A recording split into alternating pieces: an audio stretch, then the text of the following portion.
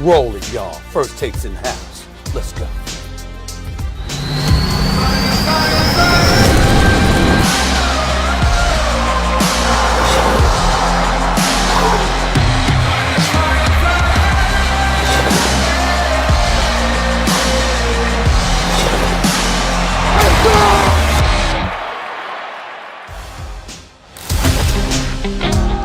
Good day. Welcome into First Take. Thank you so much for being with us on this hump day as the fantasy football marathon continues. We got the rookie, Stephen A. Smith. We've got you covered on all things fantasy all day. We're getting you set to dominate those upcoming drafts. As a fellow champion, I can speak to that. I have that experience. Yes, Mr. Smith? Couple of things.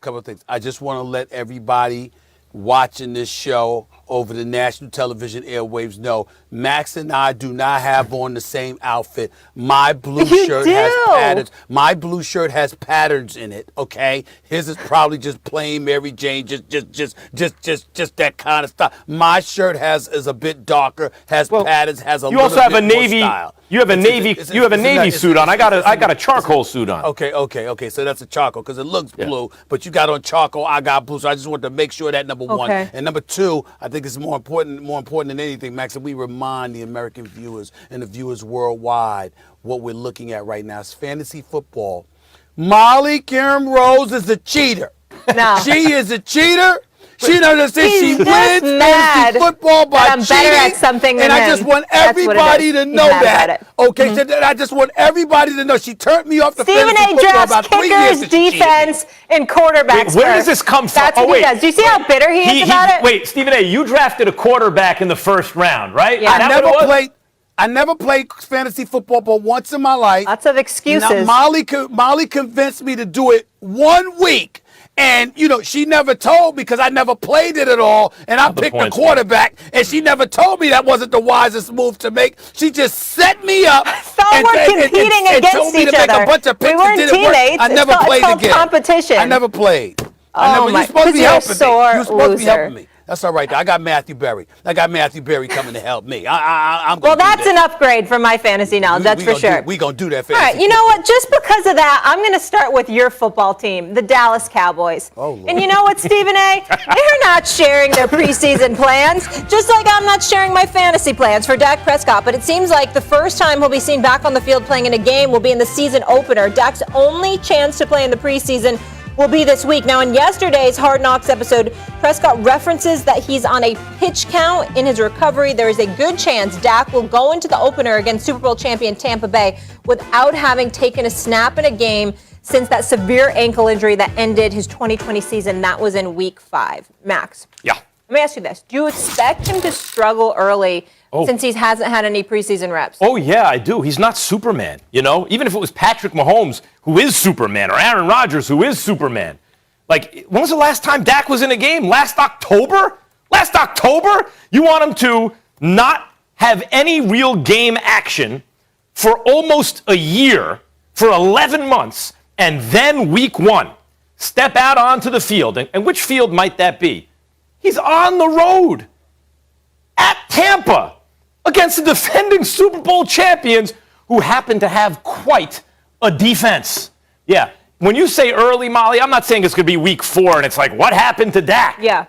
But week 1 out the gate, it ain't going to be pretty week 1, Stephen A., for Dak Prescott against that Tampa defense. And we even saw when last seen, when they went 8-8, he put up those amazing numbers. A lot of that was because, well, first of all, he's a very good quarterback. There's no denying it.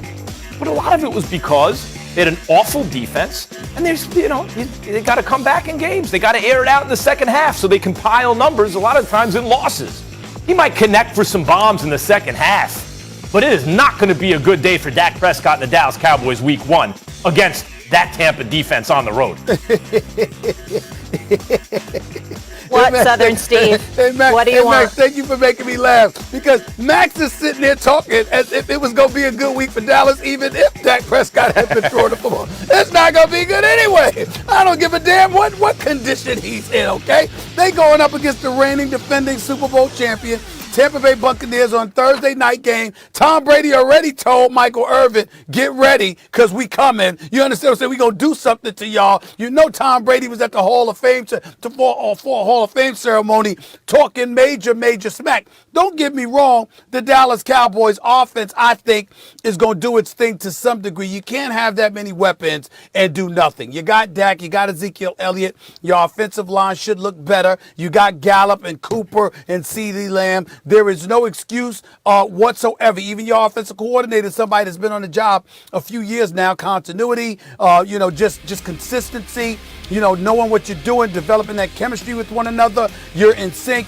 There's no excuses. The bottom line is that Dak Prescott needs to chill, doesn't need to throw too much, doesn't need to participate in preseason action because he needs to make sure his arm is as strong as it needs to be so he can go out there and fling that football. No matter what way you slice it, it still wasn't looking good for them for week 1. So I don't know why everybody's acting like, oh my God, do we expect Dak to struggle early without playing in the preseason? How about do we expect Dak to struggle early? Period. And stop right there. Because I don't give a damn whether he was playing in the preseason or not. Going up against Tampa week 1 with that putrid defense that doesn't have anywhere to go but up. Thank God they drafted Micah Parsons out of Penn State. In the end, what it comes down to is that Dallas is going to be the prohibitive underdog because their defense stinks. We all know it. At least we knew it from last year. We expect them to improve, but we don't know how much improvement is going to take place. And very little to nothing is going to be expected from the Dallas Cowboys. So all I'm trying to say is that Max sitting back and talking like, oh my God, you're just going to go out there after not playing any preseason, not developing any chemistry? You haven't been throwing they got a built-in excuse Your timing's down. Your timing's not down. And all of this, it don't make a bit of difference. Well, I don't care if Dak Prescott played every preseason game, every down of every preseason game. It ain't going to make any difference opening night. I tell you that. I think the Cowboys would certainly lose that game whether or not Dak had a preseason. But we're talking specifically about how Dak will look. Now, here's the difference between this year and last year. Last year, no one had a preseason. Everyone was in the same boat. But this year, guys do. Even if it's one fewer game, right? One less game, they got 3 instead of 4. But these other players, including on the defenses, are in rhythm by the time the season starts. Dak won't be. I mean, you saw in Hard Knocks, the first episode, Stephen A., he's champing at the bit to get in there. They're trying to hold him back. He's still overdoing it and winds up hurt. If you shut this guy, if he doesn't play in the preseason, he's farther behind the 8 ball than he would otherwise be, regardless of whether they lose to the Bucs or not. Now, if you want to ask, does this actually help the Cowboys in a weird way? I think it does. Long term, I think it does because it takes a little pressure off in terms of expectations early. It builds in an excuse while the offensive line that hasn't played together healthy in a while gets that together, while the defense tries to acclimate and come back from the awful season last year, while they integrate some major pieces, young pieces. You on the defensive end, you mentioned Parsons. Obviously, he should have an impact. It buys them a little time in terms of expectations and built-in excuses. That's different than asking, is Dak going to struggle early? Yes, I think if he doesn't get into preseason games, let me be very clear, he'll be worse than he would have been had he gotten into preseason games. And since that's the Tampa defense, I think he will struggle early. I think a couple of weeks in action, meaning in practice, Max Kellerman. I think that Dak ultimately, muscle memory kicks in, repetition, etc. And as a result, you end up being just fine and doing what it is that you do. Those couple of weeks, Max, are going to be the week leading in to the Tampa Bay game on opening night, Thursday night, and then the 10 days following to game 2. Those are the 2 weeks, Max. And as a result, I think he's going to be fine. And if that is something that you co-sign with, Max, then guess what? Like I said, it's normal because you were going to lose week 1 anyway. You know why I don't co-sign? You'll appreciate this. Lose week 1 anyway. That's what's going to happen. You know why I don't co-sign, and you'll appreciate this? Why? Who's he practicing against as opposed to a preseason game? Who's he practicing against? It's Dallas Cowboys defense. There you go. There you go. He's not playing a real defense. He looked in great. practice. He looked great the first 5 games before he got injured. For me, it all comes down to if he's healthy or not. That's really what it is. Not the reps, not the preseason. What were the records in those games, Mom? He had record-setting numbers. He put what was their record, Molly? Molly, I said, what was the Cowboys' record? I didn't ask you about Dak Prescott's numbers. What was their record in those games? He looked so beautiful. I don't even remember. Right? I'm not sure on that. I think it was like one. I think they were 1-3 on the way to a 2-3 record. And oh, by the way, they were coming back from a deficit. They were coming back from a deficit. They won the game on one of the biggest blunders of the year. Atlanta Falcons. Atlanta Falcons. That's right. Dak's arm looked great. That's what we're focused on. I'm just saying. But you know what? I'm going to try to make a trip down there to see my buddy Jerry Jones. I wish I was going to that Thursday night game. I'm going to try to make a trip down there to Big D. I mean, I reckon it's the right thing to do. Want you. I reckon it's the right thing to do. I'm going to mosey on down there and, got my cowboy hats and my boots with my spurs on the back. See, and Molly, I'm just going to have a good old time. Steve. Molly, this is why he wasn't invited to the slumber party. Remember the slumber party Jerry had? And we all thought Stephen A would be invited. He talked like the Cowboys. I did want to be on that yacht. I did want to be on Jerry's yacht. Yeah, he had your mail and the outgoing mail. He took it right back. You're bougie. You're so Hollywood. I don't even know who you are anymore. Can I mosey on to the next topic? Is that okay? Yes, sure. Oh, back to you. Okay, thanks. All right, I'm going to do that. Kemba Walker, get me the jersey, is ready to rebound with his hometown New York Knicks. He was all smiles as he was introduced Tuesday as the new starting point guard for New York. He'll play in the arena that he made a name for himself in high school at Rice and then University of Connecticut. But this isn't just a homecoming, it's also a redemption tour. My new feels great. Obviously, I haven't been playing as much like in the season, but yeah, I feel really good. I haven't had this much time off in a little while, in a few years, to be honest. So, it feels good to get this rest, as well as just to, take this time to get my knee right. Will there still be a plan for you to play back-to-backs or not play back-to-backs? You gotta ask them. Ask Tibbs.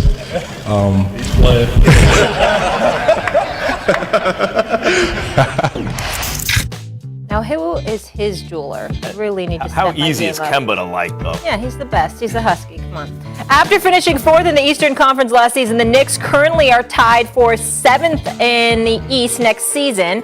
They're tied with the Bulls, who finished 10 games under 500 last season. We had a debate about this, Max. You took the Bulls. The Crosstown Nets are even money favorites. Okay, Kendrick Perkins joining us? Is Kendrick coming in? There he is. Kendrick, you look very handsome. I like this haircut. It's like it's I appreciate it, Molly. What's going on, y'all? Yeah, looking great. She just gonna throw that out about big boy KP. She don't say nothing about us, Max. Don't say nothing about us. I mean, you don't be on the air with her. You have enough people gassing you up. Oh, you look he has really a new haircut, and I like his jacket and his tie. What do you want? I got a haircut last week. I didn't hear anything from Molly. All right, Perk, stealing all our shine, Perk. All right, okay. All right, go ahead. Oh, Stephen A. I cut like 10 feet off my hair. You didn't notice. All right, will the Knicks get out of the first round? Stephen A., you're up first. Yes, it was the same day. His hairdo was the same link as it was the last few days or a couple of weeks, Molly. Yes, Focus. I check out the vibe. I checks out the vibe. Y'all, all of y'all. He's trying to avoid the question. I checks it out, okay? Here's the deal. One of the things that I recall, y'all, in all seriousness, was when Kemba Walker departed from Charlotte in 2019 to go to Boston. And I got a call on my phone, and the call rang, and it was Michael Jordan. Michael Jordan called because he wanted to make sure that everybody in the basketball world knew that even though he was losing his best player, a guy that had went like 4 consecutive years averaging better than 20 a game, a couple of seasons averaging, you average 23.9, 25.2, that kind of stuff. Michael Jordan wanted everybody to know, even though the brother could play, it was nothing compared to the person Kemba Walker was and obviously is. Loves the kid. and talked about his character, talked about his hard work, talked about, what a great guy he was, et cetera, et cetera. And the people in the league that you talk to that knows Kemba Walker, they say the same thing. And when you saw that smile yesterday and him joking with the media and all of that other stuff, I'm glad Max brought up, he's such a likable guy, because he is. He really, really is a great dude. And so what happens is, why is that relevant to this? Because we're talking about the Garden. And once again, I get back to culture. Because we know that Kemba Walker, when healthy, can ball. And he good for 23 a night. Easy.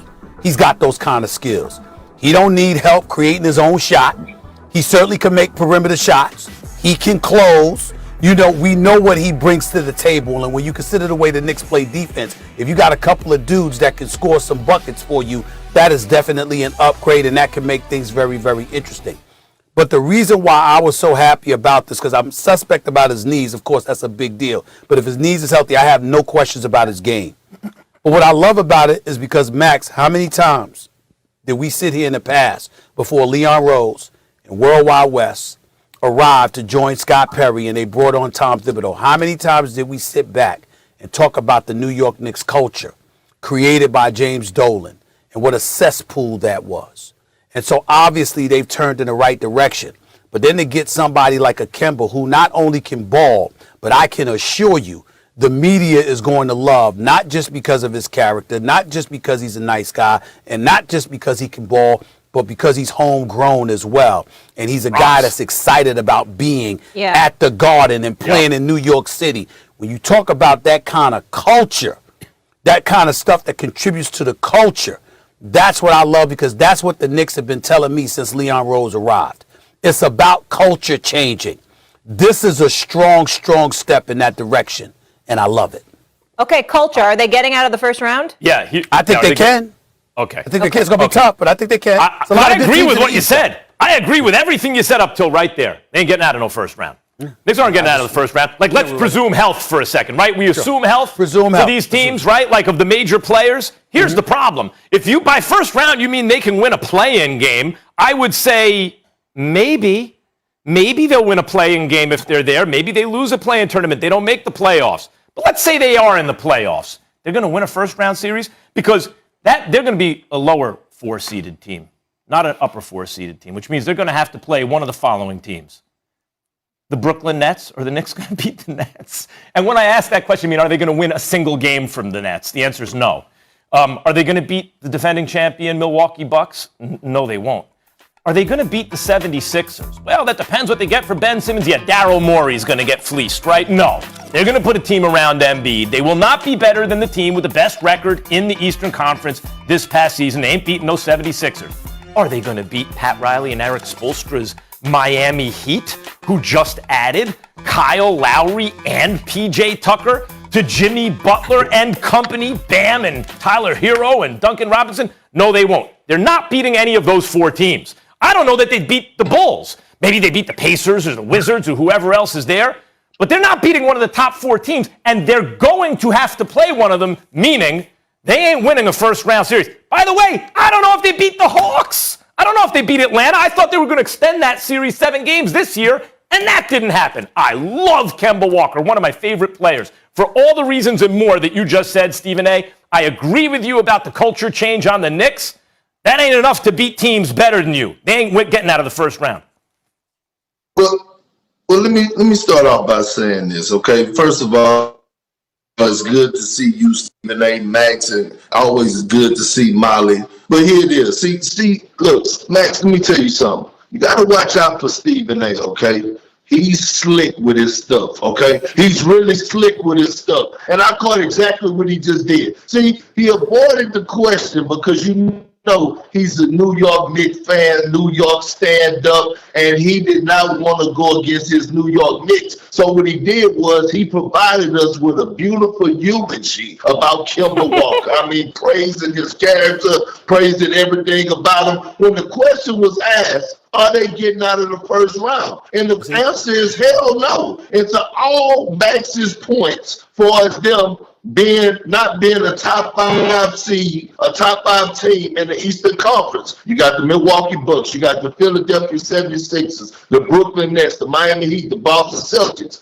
So they're going to fall in that bottom tier. Now, with that being said, look, I love the culture over there that World Wide West, Scott Perry, and Tom Thibodeau has established, and I think the future is bright. The future is just not right now this year, okay? And when you look at what they did last year, the New York Knicks were actually hunting. But now this year, they're going to be the hunted. I'm not saying that they're a title favorite, but teams are going to get their rest when they got to play the New York Knicks. Teams are going to strap up their shoes. Teams are going to walk into Madison Square Garden with a different type of mentality because they know that they got to come out there and give this team everything they got, because we all know that one thing about Tom Thibodeau team, they're going to play extremely hard on the defensive side of things. Another thing that concerned me in Kemba Walker's speech was when they asked him about playing back-to-backs. And he said, I don't know yet. And from what my sources tell me, now I'm not Woj, and I'm not trying to be Woj is in a whole other atmosphere, but I do have some relationships.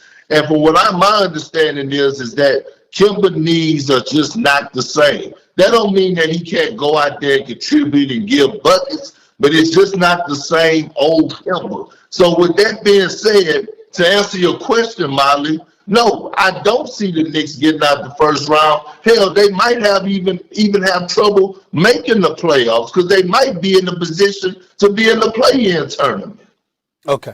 Okay, I appreciate that soliloquy. Thank you very, very much pointing out my slickness. You're right. You got me there. You know what I'm saying? Because I got caught. But I wasn't slick on purpose. I just got a little bit emotional. That's all, because I was thinking about my New York. You were building a culture. But let me be very, very clear. Let me be very, very clear to Max and Kendrick Perkins. The New York Knicks are going out of the first round. Okay? Here we go. Let me tell you that right going there. out in the first New York round. Knicks. You weren't so confident 5 minutes ago.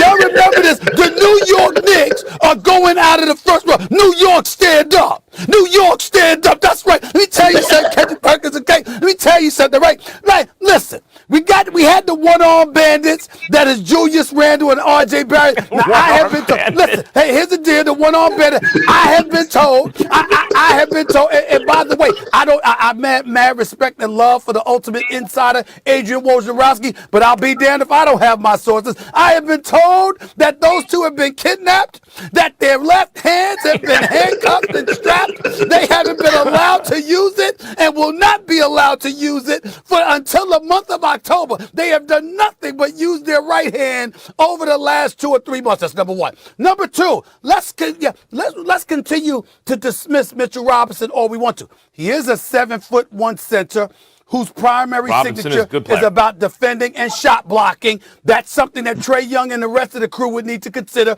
when they were coming in the lane, throwing up those little floaters or having alley-oops. That's not going to be so easy next season. Let's take into account number three. My poor brother Derrick Rose had to sit up there and exhaust himself because they were getting no help, no productivity pretty much whatsoever from the point guard spot with Peyton. Quickly was young, even though he had good moments. He was relatively young. Now you're going to have Kemba and have Derrick Rose as a true reserve, especially with Kemba being able to create his own shot. We can't summarily dismiss that. Fournier is no scrub. We can't summarily dismiss that. And defense can win you. And so what I'm saying to you is this. You ain't going to beat Brooklyn. I got you there. You ain't going to beat Brooklyn. You ain't going to beat Milwaukee.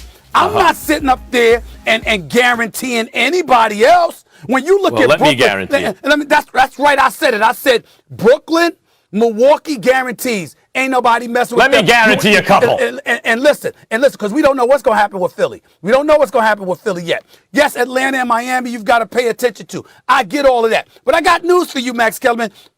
And Kendrick Perkins right there, you were a bit young back in the day. You know what I'm saying? You were your boy Stone. You understand what I'm saying? You were Stone at the time when I was covering the league. But I sat up there and I went like this. I said, in 2000, AI against Kobe and Shaq. I said, AI will get you one. That's what I said. Yeah, the Knicks will get you one. Hold on, wait a minute. Brooklyn was going up against Boston. They had, especially after Jaylen Brown went out, they had no business losing a game to Boston, but Jason Tatum dropped 50. Okay, all I'm trying to say to you is this. when you talk about Brooklyn and the Knicks wouldn't win a game, I beg to differ. I can see them winning one game. Okay. All right. You know what? You're gotta right. get out of The here. Knicks might win a game. Anybody else, they can beat. They can Stephen beat. A., They you have made a a chance great to beat point. them in Eastern Conference. You won this debate if we change the question to, can the Knicks win a game in the first round? I give it to you. They can win a game in the first round. I said Brooklyn or Milwaukee. I think the Knicks can beat anybody in the Eastern Conference. Well, All right, shame we're on out you. there. Big Perk, you're coming back. Gotta go, guys. From one Nick to another. Football is back, and we cannot wait. The NFL has made it clear to players, coaches, and officials that taunting is a point of emphasis this season. In turn, many have criticized the NFL as the no-fun league. But Giants owner John Mara standing firm on no taunting. Mara, who's a member of the NFL's competition committee, says there's widespread agreement among rule makers that a crackdown on taunting is necessary. Take a listen. I mean, that's something we discuss every year in the competition committee. We get kind of sick and tired of the taunting that does go on from time to time on the field. We've tried to balance the sportsmanship with allowing the players to have fun, and there's always a fine line there, but none of us like to see that, and it's just a question of whether you can have rules that can be enforced and without taking the fun out of the game too. But nobody wants to see a player taunting another player. I know I certainly don't, and I think the rest of the members of the competition committee feel the same way too. Nobody wants to see a player taunting. Super Bowl champ Jeff Saturday is here. He didn't follow the rules and wear his blue shirt and his blue tie, but that's okay. What's going on, Jeff? I know, it's okay. Next time. How are you? Good. Max, we'll start with you. What do you make of those comments? Stephen A., remember when Mills Lane, the old ref, had his judge show on TV? His tagline, it was a great show. His tagline was, "I'm not final because I'm right because I'm final." You know, like the buck stops here. This is the law and this is the rules, how it's enforced. And you know, might makes right, kind of. That's what John Mara is saying here. You know, and I'm a Giants fan. The Mara family's been a great football family.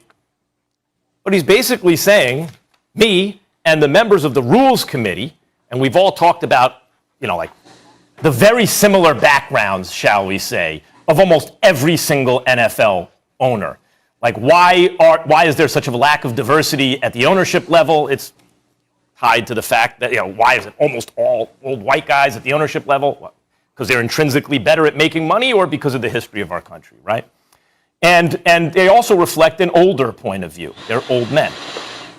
I got to say that I'm not reflexively against the idea that the older generation has things to teach the younger generation, or that the kind of puritanical traditions in this country that say be reserved emotionally, don't be demonstrative and everything, doesn't also have some value, right? Like, I'm not just reflexively saying, oh, he's just this old white guy who's out of touch, right? Like, I'm not just saying that.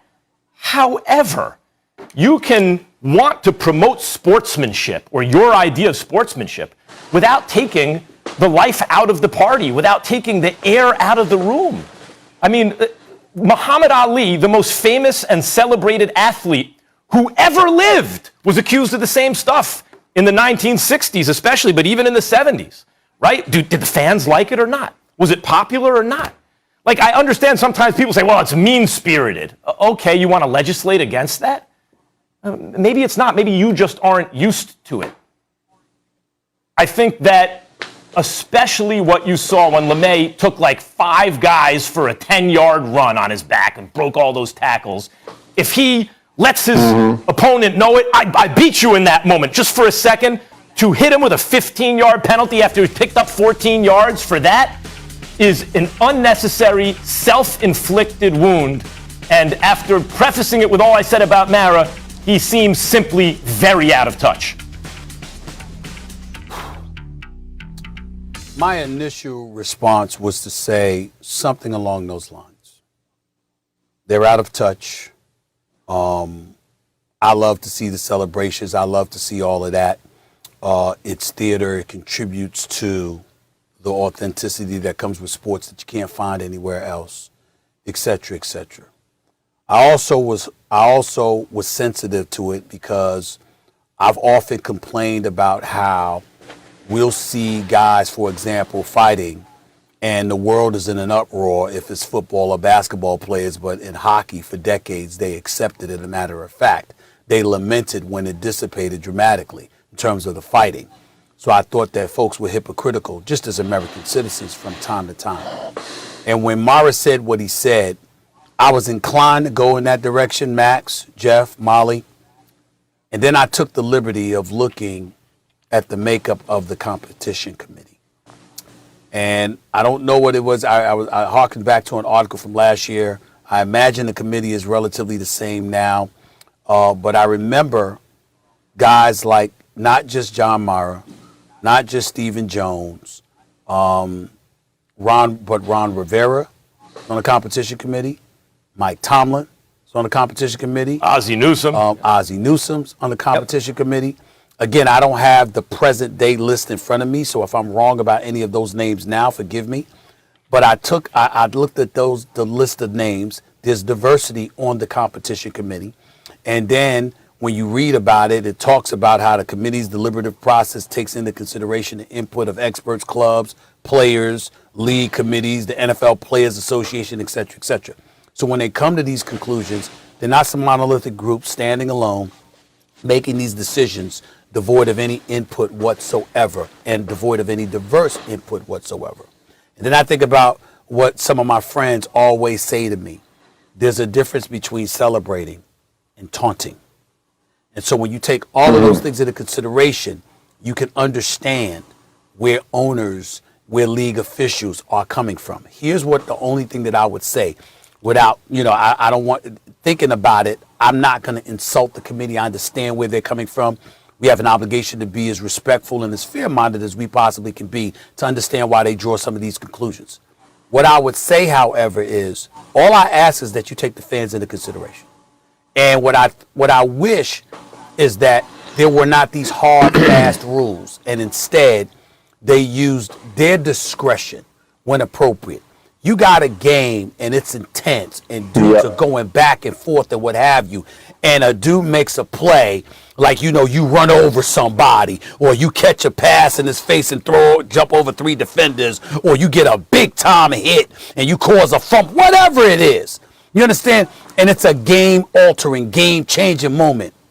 You don't turn around and compromise the potential outcome of the game because Tyreek Hill was waving goodbye to a dude he blew past en route to a touchdown.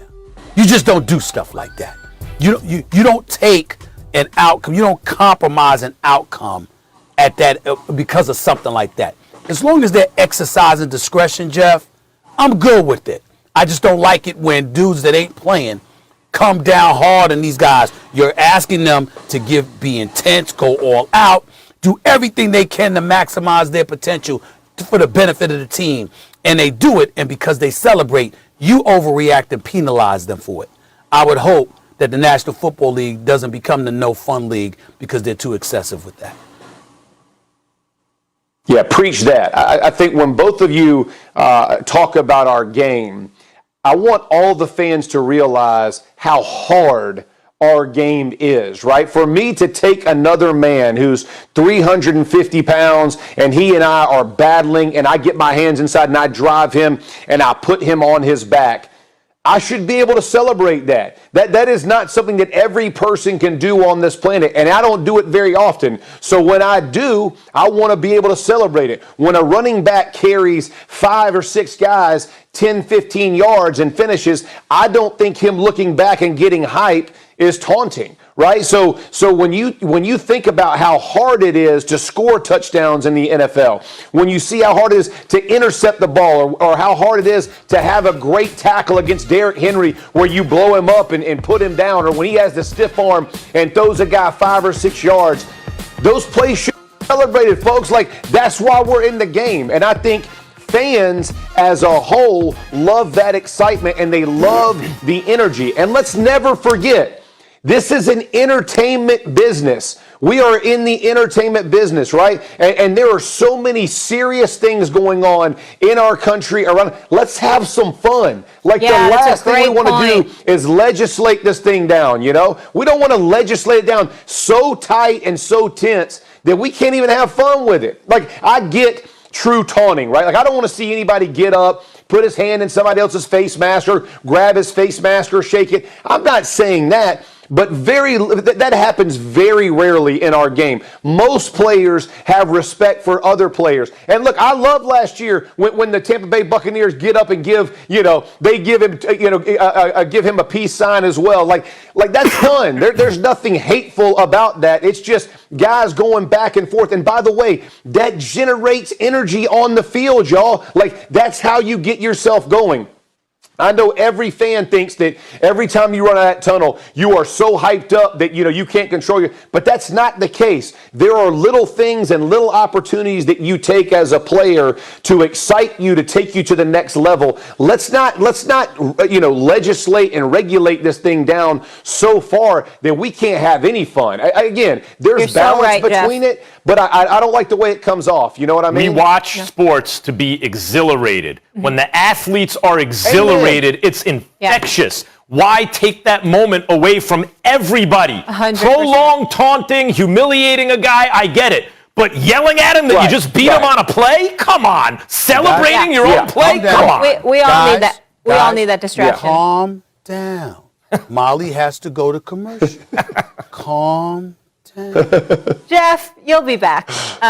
Not today, but you'll be back, and I can't wait for that. In a previous life, gentlemen, I was a fantasy football show host, so I'm going to ask the guys to try to get on my level. It'll be difficult for Stephen A. Which top 5... Thank you, Field. No big surprise that Patrick Mahomes tops the projections for top fantasy quarterbacks this season. He's followed by Josh Allen and Kyler Murray, both of whom add some protection with their legs, obviously. Fourth is Dak Prescott coming back from that gruesome ankle injury. Lamar Jackson completes the top 5. Stephen A. Smith. Who's the top 5 quarterback that you think could potentially take a step back this season? For me personally, I think it's Dak Prescott, and that's both all in fantasy. A step back if you're comparing him to the other dudes in the top 5. When you think about Kyler Murray, when you think about Lamar Jackson, when you think about Patrick Mahomes and these boys, Josh Allen, you're going to see dudes that's capable of making plays with both their arms and their legs. They're definitely going to throw the football a lot. We'll see what happens. In the case of Dak Prescott, it's not that I expect a precipitous drop off in terms of, what he can do offensively and throwing the football because of the requisite weapons that he has available to you. I just think that even though he only rushed for, I think it was 277 yards, not last season when he only played 5 games, but the season before that, and then the 2 seasons prior to that, he ran for 305 and 357. In the end, what it comes down to is that that Dak Prescott, particularly when you've got weapons that have to be covered in Lamb, Gallup, and Cooper, you could see him dropping back in the pocket and then taking off because so many people in the secondary are preoccupied with those receivers that there's some gaps that he can exploit to extend plays, move the chains, etc., etc. I think based off of the injury that he incurred, Max, I think you'll see him highly reluctant to do that. He will drop back to pass. He will fling that football. But I think when it comes to extending plays, making plays, rather than him doing that, I think you'll see an individual that's going to be giving the ball a lot to Ezekiel Elliott. And that's the only reason I say I expect a drop off. Some of the things that he could take over and do himself to some degree to help out, I think he'll defer more of that load to Ezekiel Elliott while he refrains from doing those kind of things. That's why I say it'll be a drop-off, particularly fantasy-wise. I don't think any of these guys are going to drop off fantasy, but if I have to choose one, it's a process of elimination. So Lamar Jackson and Kyler Murray run so much, they have a very high floor. I don't think it's going to be either one of them. And Kyler Murray, if anything, should run more. Like when Kyler Murray's running, he's just impossible and might wind up like a Lamar Jackson, but a better passer. Let's see. More prolific one anyway. So Patrick Mahomes, leave that guy alone. Patrick Mahomes ain't falling off. If anything, it's going to get even better. I mean, he had 50 touchdown season. He could easily do that again or top it. So now we're left with And had the surgery on his foot, right? And had surgery on his foot. That's right, which took away some of his mobility late. Yes. So now we're dealing with Dak and Josh Allen. I understand your logic about Dak. It's sound. But what I said earlier, I think, applies to Dak. He's going to be playing from behind at times because the defense isn't good. They're going to have to try to outscore opponents. And what we've seen is Dak open it up in the second half. And when you look at that three-headed monster at receiver, where probably only the Bucs have a better three-headed situation at receiver with CD Lamb and Cooper and Gallup, I think Dak is going to do fine with the fantasy numbers, which leaves Josh Allen. Now, Josh Allen threw for 4,500 yards. He ran for another 400 yards. He threw for 37 touchdowns. Like, he's a fantasy beast. That's why he's listed second. But his floor in terms of the running is lower than Kyler Murray and Lamar Jackson's. And I think in the NFL, when you're a big, strong guy like Josh Allen, and he's not just fast, he's a good runner. You're a good runner. I think there's a concern, as we saw with Cam Newton, and Roethlisberger, about taking too much punishment. Even holding the ball too long or running with the ball, too much punishment. I think, if anything, that may trend in the opposite direction a little bit in terms of the yards on the ground. Then he has to replicate a 4,500-yard passing season with, a bunch of touchdowns and everything. It's not that I think he will regress. It's that I think of these 5 guys, the guy whose floor could lower is Josh Allen. Well, he rushed for 600. Josh Allen ran for 631 yards his rookie year, 510 his second year. Right, trending that way. 421 last year, so he's trending down. Yep. And I understand where you're coming from. I just think that there were key points last year where I think he saw his ability to extend plays and potentially scramble is very, very beneficial for the team. Now, obviously, he's got to know to get down. He can't be somebody that's taking hits. And in today's NFL, you really don't have to, because as long as you slide as opposed to dive, they can't hit you. And so taking that into consideration, I think that he would. And I think that considering that, you relied on Stephon Diggs, okay, that was really, really pretty much your lone weapon. Although it'll be a bit better this year, I think you'll see opportunities open up for him to scramble out of the pocket and really and really use his wheels to extend some plays and to move the chains. And I think that's something that he will do as the season progresses, and that's why I didn't pick Josh Allen, even though I get where you're coming from. One more thing about Dak. We forget because things shifted slowly, but when last seen in action over a full season, Ezekiel Elliott was still perceived as the star of the offense over the full season, right? Ezekiel Elliott was the higher draft pick. He was considered by many the best running back in the game. The constant refrain was, why aren't they running Zeke more? Things have changed since then, but not since Dak has been healthy. Dak, if he now returns and plays a full season, it will be the first time where the perception of the entire team is, you got paid, you like a superstar quarterback, you got great receivers, you got your offensive line back, here's the ball, take us there. And I think that means Dak's numbers will look good at least. Yeah. I'd also be wary of your quarterback, Stephen A. Big Ben, in more ways than one. I ain't worried about him running. Yeah, that's for sure. All right. Getting rid of the ball quick now, too. Needs to, like he did 2 years ago. Yeah, Matthew Stafford's another one I'd worry about, too. When we return, Big Perk rejoins the show because we're talking a trip down memory 2003 NBA draft. LeBron was the top pick and has become a legend, a 4-time MVP, 17-time All-Star, 4-time NBA champion. D. Wade went 5th overall to the Heat and got his first title 6 years before LeBron's first. Wade finished his career as a 3-time champ and 13-time All-Star. Chris Bosh went 1 pick ahead of Wade, 4th to Toronto. He joined with LeBron and Wade in Miami and won a pair of titles. He was also an 11-time All-Star. And Carmelo Anthony went 3rd overall to Denver. Melo is a 10-time All-Star but has never reached an NBA Finals. He spoke on the 2003 draft. Here's Melo on the Pistons draft. Changed the course of my career, man. Right? Insert him. Take away Tayshaun. It was, I'm going to tell you what, man, to this day, I still think about that. Really? Yeah, hell yeah. Because I'm like, they promised me. You know what I'm saying? Yo, we taking you.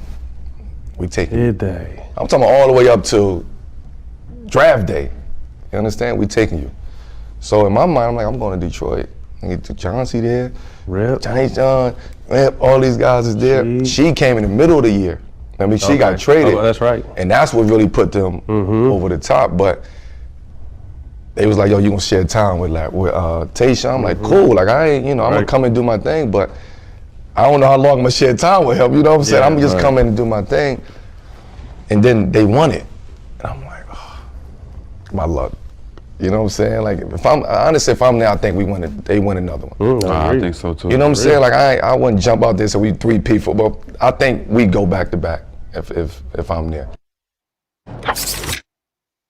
Stephen A., let me ask you this. Would we look at Melo like LeBron and D. Wade if he was drafted by Detroit?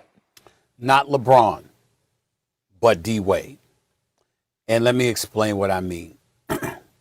First of all, this subject on a personal level is very, very sad for me.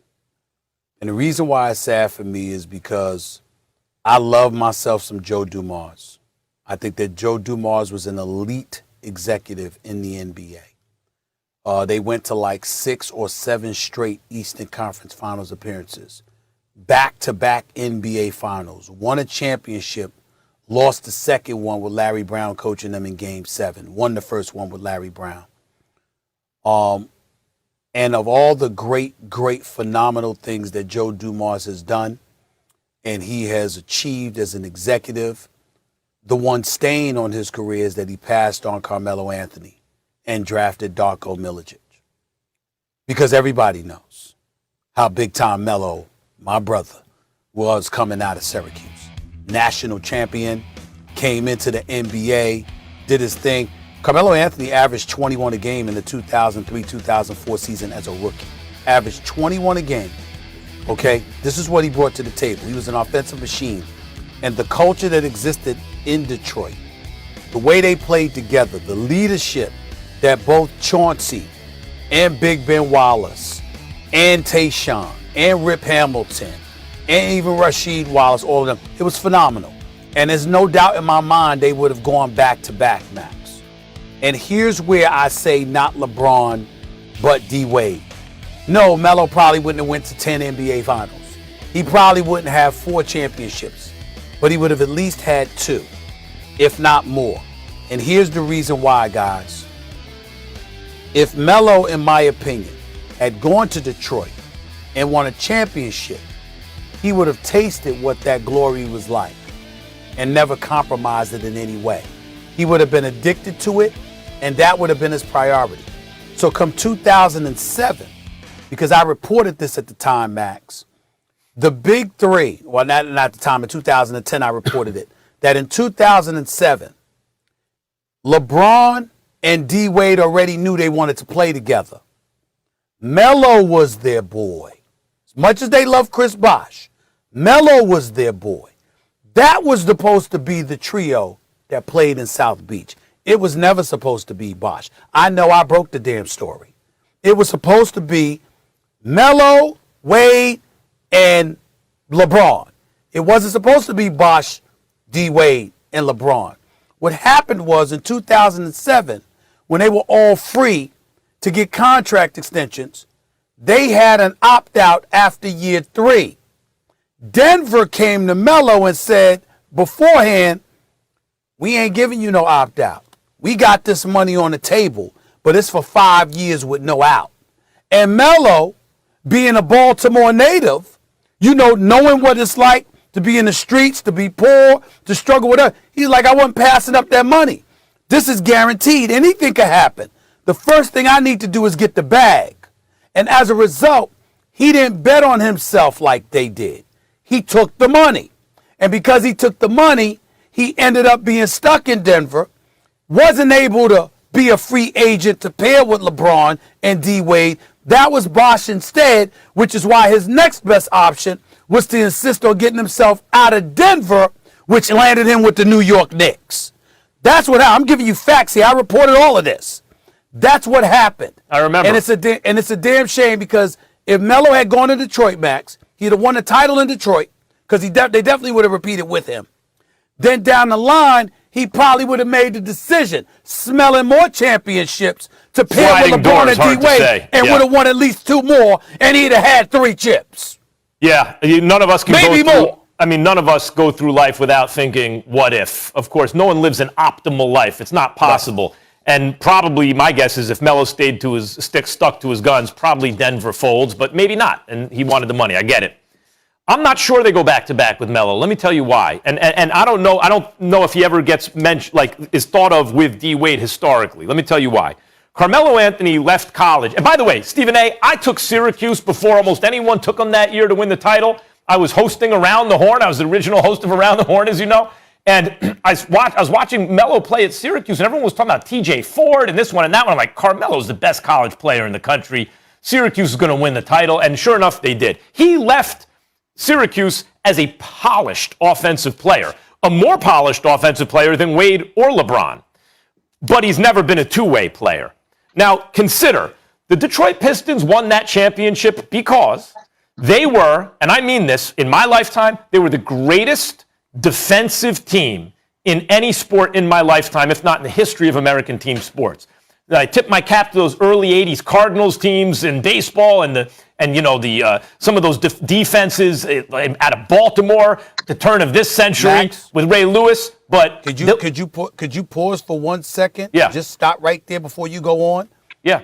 Are you saying that defense was better than Michael Jordan and Scottie Pippen pressuring the ball 94 feet? Yeah, I would say so. And they had less to worry about offensively. Now, you make a very good point there. The Bulls had arguably the three best defenders at their position of all time in their primes, basically, in Jordan, And Pippen, big bodies. and Rodman. I'm like, they were great. That's actually a very good answer to the Pistons. What about the bad boy? And what about the bad boy Pistons? Here's the difference. That Pistons team was routinely, like my dad talked about the Knicks teams when I was a kid, of Walt Frazier and them holding teams to under 90 points on the regular. That Pistons team, as you recall, held teams to under 70 points all the time. You saw at the end of the game, teams with 67 points, good offensive teams. Well, pace of play, whatever. No, it's been the weakest link on defense was Rip Hamilton, who gave effort.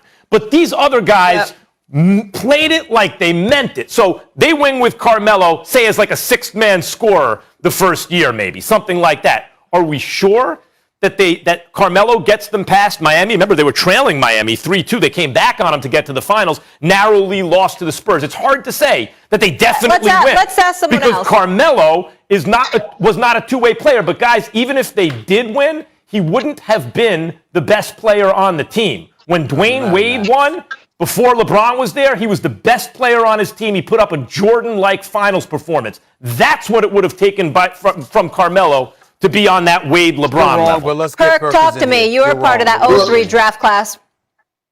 Yeah, I was, Molly. One of the best draft classes in NBA history, but I'm not here to boast and brag, okay? I'm going to talk about Carmelo today. But when we talk about LeBron James, he's already in another atmosphere, right? We talking about all-time greats. And I'm not here to disrespect Dwayne Wade because I believe he's a top 5 shooting guard of all time.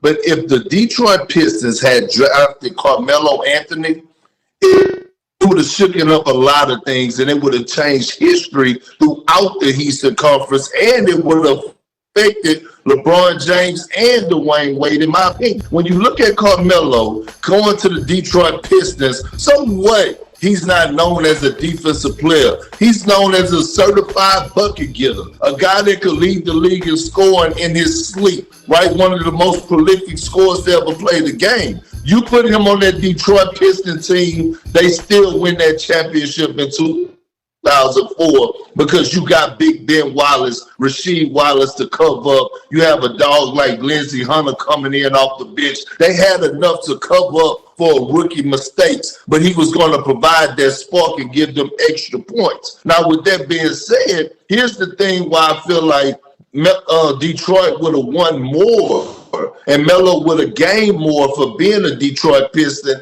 because just think, that Detroit team had a run from about 2003 all the way up to like 2009, 2010 when they finally decided to break up. If you have a superstar like Carmelo Anthony on your team, what's going to happen throughout that process? Well, one, Chauncey Billups, Rasheed Wallace, they're going to take him under their wing, teach him how to be a professional, teach him how to be a leader. Now they're going to hand the keys over to Carmelo Anthony. Now Detroit is still eye candy to other free agents to come and play in Detroit because you got Melo over there who possibly could already have 2 rings under his belt, who has a different maturity level, and like Stephen A was saying, already tasted the blood of winning championships, so he knew what it take, and that probably would have put a stop to even LeBron making it to his first finals when he went through Detroit. If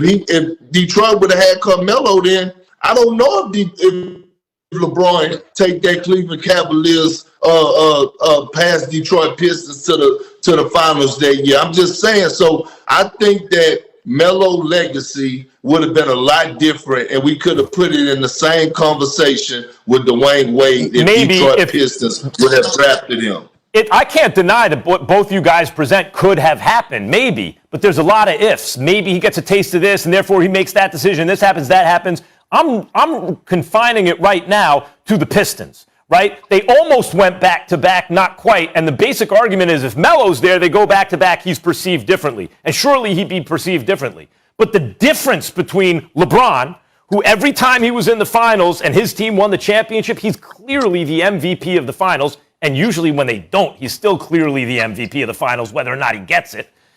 And Dwayne Wade, when he played with Shaq, Dwayne Wade put up 35, 8, and 4 just about over those 6 games and was the finals MVP. No one had had a finals like that since Michael Jordan. What does that have to do with the price of tea in China? The difference is Melo, at that stage in his career, the first 2 seasons, was not going to be that on those 2 championship teams. So it would have taken the type of things you guys are saying in order to elevate him to the Wade category. He wasn't going to have that kind of impact in his first 2 years. No, you're wrong. And you're wrong for a few reasons. Number one, you're wrong because you have to take into account your own arguments on behalf of the Detroit Pistons team that won the championship.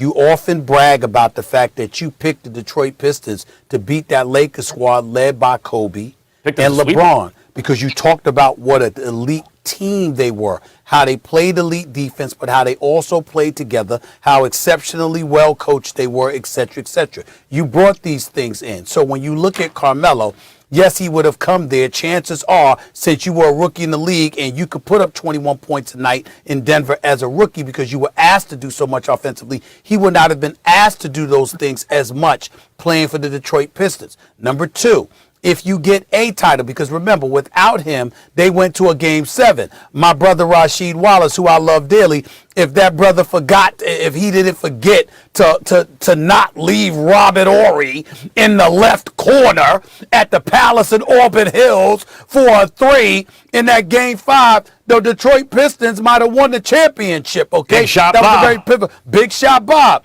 Rasheed Wallace left him and gave him and surrendered that open chance. You don't leave Robert Horry open for nobody. You don't Lord, do that. You do not. That was number 2. That's number 2. But number 3, and more importantly, remember what we're talking about. And KP, you can speak to this better than me.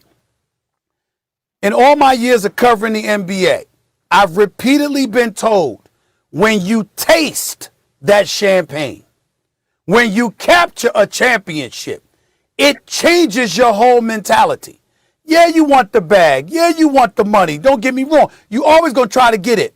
But finding yourself in situations where you just playing, but you're not legitimately really competing for a championship, it's just something very, very palpable that's taken away from you. And I'm saying if you were Melo and you were in Detroit, once you tasted one chip, it would have made you make different decisions that would have got you others instead of going for the bag.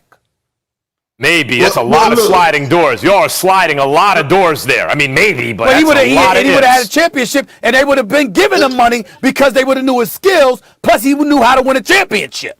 He's a part of that. Absolutely. And here it is, Max. This is what I'm trying to explain to you. At the end of the day, when I said Detroit had a run in them for about 5 years, at that point in time, at that 5-year stance, Chauncey Billups, Rasheed Wallace, all those guys were going on a decline. At that time, that's the time to hand over the keys to Melo. Who's to say that Melo was not ready to carry that team, Max? And this is the thing that Melo doesn't get enough credit for. I know he doesn't have championships because Melo Anthony is a winner. Going to Syracuse and winning the national championship as a freshman, that's a winner. Going to the Denver Nuggets and turning that organization around, helping them make multiple, I think it was 2 Western Conference Finals, always in the playoffs. That's a winner. Going to underrated New York, passer. taking the Knicks to the playoffs. That's a winner, man. Right. So at the end of the day, Melo knew what it was going to take to sacrifice once he got to Detroit. Tell you what, all those guys and Larry Brown would have made him a better defensive player for sure.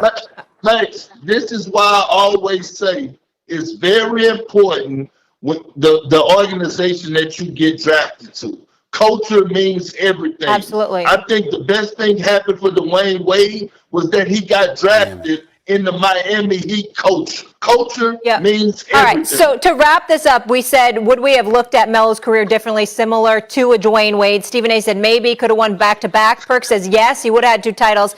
And Max says no. Melo is 3-13 in career playoff series. Do you want to correct him? I said he's not LeBron, but he would have been viewed on the level of D. Wade. Yeah, that's why I only said D. Wade. I didn't mention LeBron. I don't think any of you thought he would have been LeBron.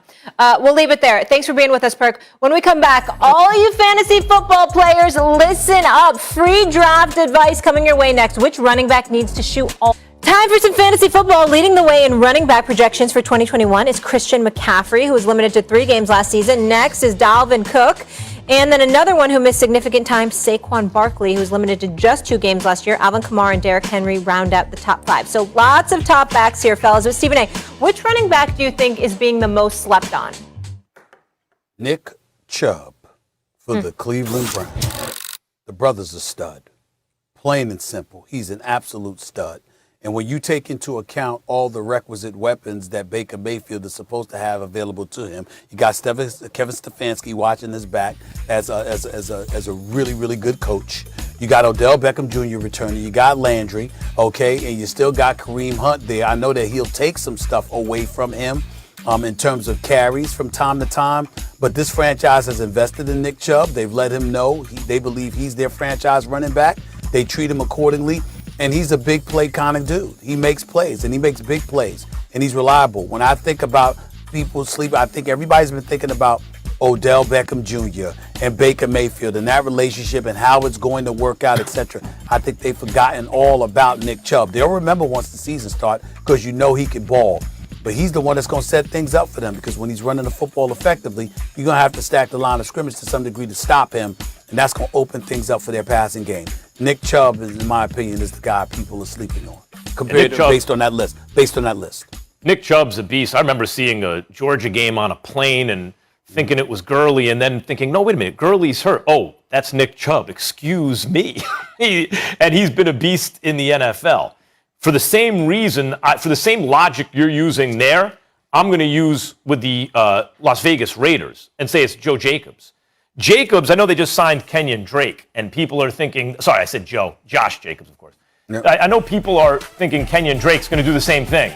The same dynamic that you just brought up, Stephen A. Kareem Hunt, he's going to take some stuff away and catch passes and this and that, Josh Jacobs doesn't really do that. He's not that guy, whatever. But Josh Jacobs, if you're going to tell me that I could take a running back who I'm fairly confident is going to go for over 1,000 yards and double-digit touchdowns. Well, he had 12 touchdowns. Maybe it'll be 10 this year. Okay, you give me 10 touchdowns and over 1,000 yards from the running back? Yeah, I'll take that. I know I play daily fantasy a lot through the season, Stephen A., every week. And Josh Jacobs won me some games. Like Josh, undervalued running back in real life and in fantasy, because I think nowadays people look at players who don't catch passes out of the backfield as a specialty as more limited, as just pure running backs. But we've seen with Derrick Henry, you brought up Nick Chubb, I can bring up Jacobs, that those guys can be really valuable in real life and in fantasy. For sure. And before we go to break here, too, I just want to say I think Ezekiel Elliott's being slept on. I think he'll have a better year. And rookies have done really well. And we've got Travis Etienne, we've got Najee Harris. And also, I want to throw out another name. Darrell Henderson with the Cam Akers injury could also really give you a lot of production. Hello, Molly. Excuse me. Do you have one person that you think we're sleeping on? You named 10 people. No, the one Is there I was one? Saying, no, I think it's Ezekiel somebody special that we're sleeping on? Stephen A., but you have a snake draft. You can't always get who you want, so I'm giving people a few options of guys that can have production. You didn't do that for me. You didn't do that for me, Molly. You didn't do that for me. You didn't do that for me. You left me hanging.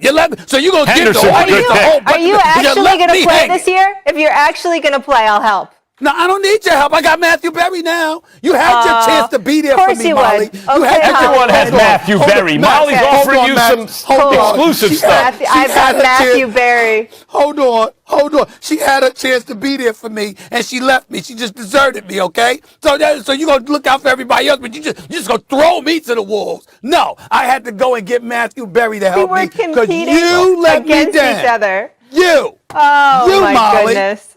Oh my gosh. All right, I'm just you know saying. I live with so much guilt. There All right. you go. Always Sure, check with you Matthew really Berry got guilt. before you make a The fantasy guilt is pick. just wearing on you. It's wearing you down, Molly. It's wearing you down.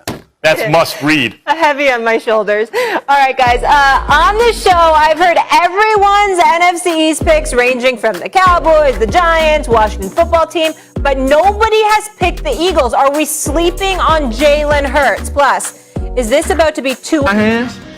It's in our hands, and we got to go take it. Hurts, he puts it in the air. Touchdown! Keep playing, keep playing. We have a standard we want to play to. I personally have a standard I want to play to, and you just got to find a way to get it done.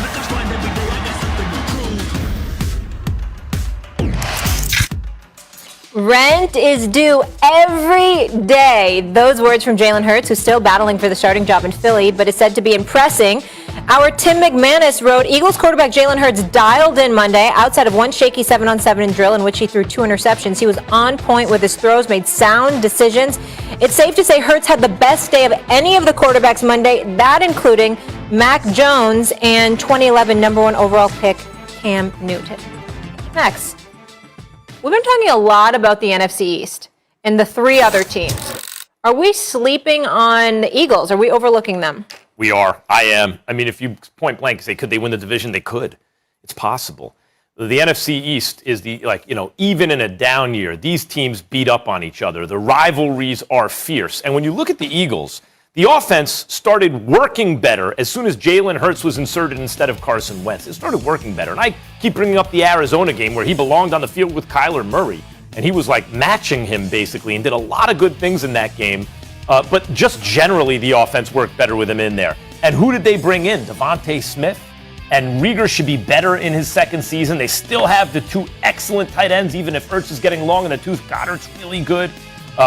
Miles Sanders is kind of a star. Like, they have talent. Carry on, Johnson. Like, they have depth and talent at the running back position. Those are just the skills position guys.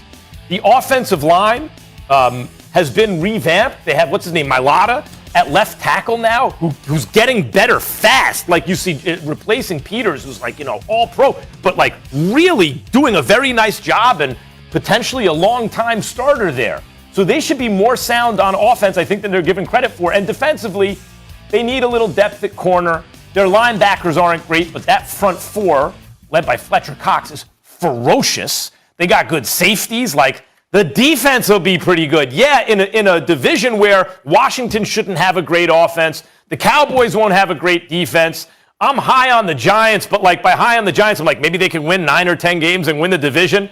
And the Eagles stick it to them on a regular basis. Yeah, the Eagles should be in the mix. Max. We're not sleeping on the Eagles. They're putting us to sleep. There's a difference. You know what I'm saying? They are responsible for it. You understand? I like this kid. I mean, you know how I feel about Devontae Smith. You know how spectacular I think he is coming out of Alabama. There's no question about that. And Rieger is something special.